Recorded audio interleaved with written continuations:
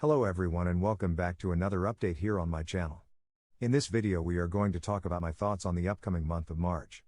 I will be doing this video in two parts, one for March 1st through the 15th, and the other for March 15th to the 31st. This update will be for the first half of the month.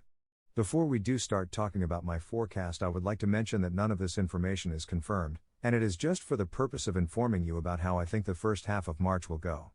Long-range forecasting can be very difficult, so please don't take everything you see too seriously in this video. With that being said, I hope you enjoy my forecast. Let's begin. I wanted to start off talking about my precipitation forecast. Those two areas shaded in green will most likely experience some pretty wet or snowy conditions for the first half of March, due to an upcoming active storm track out west and ongoing storm systems in the east. I have another layer of green which depicts where I expect even more precipitation to fall, mostly across the Ohio Valley, Great Lakes region, and the Pacific Northwest. If you live in this darkest shade of green, you can expect some high amounts of precipitation, due to multiple storm systems bringing their heaviest precipitation in that area. Conditions more on the dry side can be found in this broad light brown area, stretching from the Canadian border to Florida. Precipitation will still fall across this area, but it will be pretty dry overall. Weather will be even drier in this darker brown color, due to very few storm systems tracking through the area. The darkest shade of brown will experience the driest conditions for the first half of March, including places like Florida and the desert Southwest.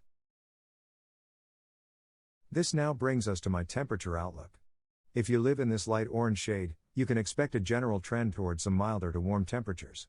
This is not to say some cold won't intrude at times, but you should expect some milder air overall. Temperatures will be warmer and will continue to rise in this darker orange shade, so if you are tired of winter and you live there, you can start enjoying some warmer temperatures overall, with cooler air in between. This red shade will likely continue to experience warmth for the remainder of February, turning more into heat at times once we move into March. If we add on the blue shade, we can see that colder air will still be holding on to a pretty big portion of the country by March. Temperatures across this area look to remain pretty cold for the most part, with even colder air the farther north you go. This is not to say you won't see a couple days with milder temperatures, so just expect cold to persist overall. This light orange color in between is what I call the wild card, or where I expect temperature swings to occur. A brief warm-up will be possible for the central part of the country to start out the month of March, but it looks like it will get replaced by cold air at some point. So for those who live within this area, be ready for some temperature swings. And here is my severe weather forecast. This map shows where I think we have an elevated chance at seeing severe storms for the first half of March.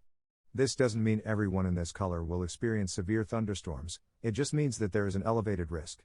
The chance of severe weather goes up in this darker red, so be extra ready for severe weather in this layer. The highest risk zone is found in this purple color, which is where I expect the highest activity of severe weather to remain. For the last portion of the video, here is my overall forecast. Each color layer represents the kind of weather that you will likely see the most, and it doesn't mean that is the only type of weather you will receive. The green area in the Pacific Northwest and that portion of the Ohio Valley represents rainy or snowy conditions. The large purple area across the northern tier of the country represents where winter will remain, with persistent cold and some snow. The tan layers in between all the other colors are the wildcard zone, with warm temperatures in the light orange and severe weather threats in the red. The dark brown shade in the southwest and southeastern parts of the country represents dry and warm conditions, with mountain snowfall on that light gray zone. That's it for this video everyone. If you are interested in more weather-related content including the second half of my outlook, make sure to subscribe, and I'll see you soon.